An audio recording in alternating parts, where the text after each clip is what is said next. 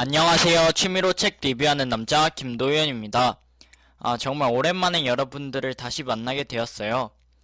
지난번 방송을 제작할 때만 해도 봄이 되면 새로운 학교에서 지내고 있을 줄 알았는데 아직 한 번도 교실에 들어가 보지도 못했네요.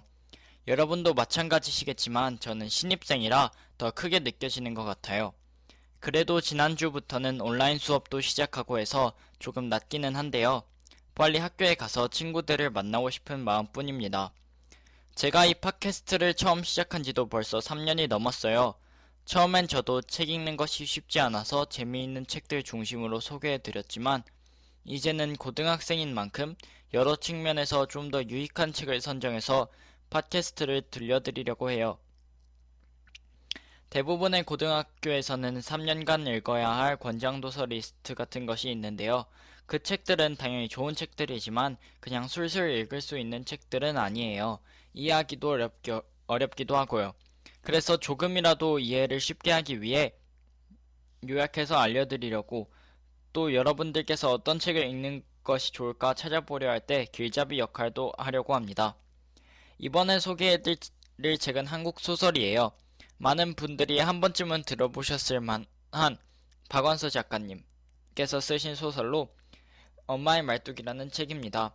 책은 1, 2, 3편으로 되어 있는데 일제강점기 한국전쟁, 현대를 잇는 시대의 흐름에 따른 연작소설이라고 할 수 있어요. 주인공이 서술하는 1인칭 시점으로 되어 있고요. 중편 연작으로 되어 있기 때문에 읽기에 크게 어렵지는 않지만 잘 모르는 옛날 말들이 많이 나와서 찾아보면서 읽었습니다. 소설 속 주인공은 일제강점기에 황해도 개성 박적골에서 살고 있는 소녀입니다.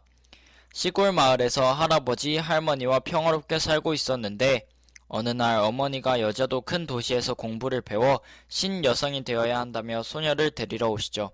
소녀는 대체 신여성이 뭔지도 모르지만 서울로 간다는 기대감과 함께 어머니를 따라 나서게 됩니다. 하지만 서울 변두리 인한상 산동네의 삶은 기대와는 완전히 달랐어요. 산동네에서도 새를 들어 살면서도 어머니는 가난하고 못 배운 동네 사람들과는 절대로 어울리면 안 되고 문 안으로 가서 제대로 공부해서 꼭 신여성이 되어야 한다고 하셨어요. 이 시대는 일제강점기인데 이상하게도 어머니의 모습은 요즘 어머니들과 그리 다르지 않은 것 같아서 신기하기도 하고 좀 씁쓸하기도 하고 그런 느낌이 들었습니다. 어찌 됐든 어머니는 서대문 현저동 산꼭대기에서 악착같이 일하셔서 겨우 집을 마련했습니다. 이곳에 말뚝을 받고 뿌듯해 하셨어요. 그리고 어머니의 소원대로 소녀는 집은 변두리였지만 초등학교는 문 안으로 가서 다니게 되었죠. 이것이 바로 엄마의 말뚝 1편의 내용입니다. 2편에서는 소녀도 오빠도 공부를 잘해서 돈도 벌게 되고 드디어 현저동 산동네에서 벗어나 어머니의 소원처럼 시내에 집을 마련하고 살게 되었는데 일제강점기가 끝나고 해방이 되면서 가족의 비극이 일어나게 됩니다. 소녀의 오빠는 해방 후 혼란기에 좌익과 우익을 오가는 삶을 살게 됩니다. 그 시대는 상황에 따라 인민군이 되었다가 국군이 되었다가 하는 어수선한 시기였죠.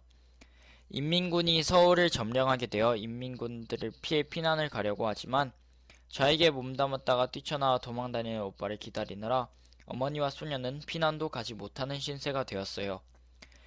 겨우 오빠를 만나지만 집안의 희망이었던 오빠는 이미 몸도 마음도 많이 망가져버린 상태였고 어린 시절을 보낸 현저동으로 함께 피신을 하지만 그곳에서 오빠는 결국 인민군에게 총살을 당하게 됩니다. 이 부분에서 정말 안타까운 마음이 들었는데 앞에서 소개해드렸던 것처럼 이 내용이 작가님의 자전적 이야기라는 점 때문에 더욱더 안타까웠습니다. 실제 박완서 작가님의 오빠는 해방 후 인민군에게 총살되었거든요. 1편에서 너무나 훌륭한 아들이었던 오빠가 만신창이가 되고 어머니는 아들을 살리기 위해 인민군에게 쟤는 병신이에요 라고 말하는 장면은 너무 슬펐어요. 어머니가 오빠를 키웠던 시간을 생각하면 그때 어머니는 어떤 기분이셨을까? 참 비극적인 시대였죠. 3편은 현대의 이야기로 소녀는 어머니와 성공한 신여성은 아니지만 중산층 전업주부로 살고 있고 어머니는 수술 후 후유증이 생기셔서 오랜 기간 투병하시다가 돌아가시게 되는 과정의 이야기입니다. 어머니는 늘 개성 박적골 고향을 그리워하며 화장해서 강에 뿌려지기를 바라시지만 체면과 명분을 중요시하는 가족들에 의해 서울 근교의 공원 묘지에 묻히시게 되죠. 이렇게 엄마의 말뚝 1, 2, 3편 이 이야기는 마무리됩니다. 일제강점기와 해방 그리고 한국전쟁까지 또 그 이후 경제발전까지 우리 민족은 참 여러 사건을 겪은 민족이라는 생각이 들었어요. 이 책은 작가님의 자전적 소설이기도 하지만 사실 이 당시에 이런 비슷한 기억을 가진 사람들이 한둘이 아니라고 합니다.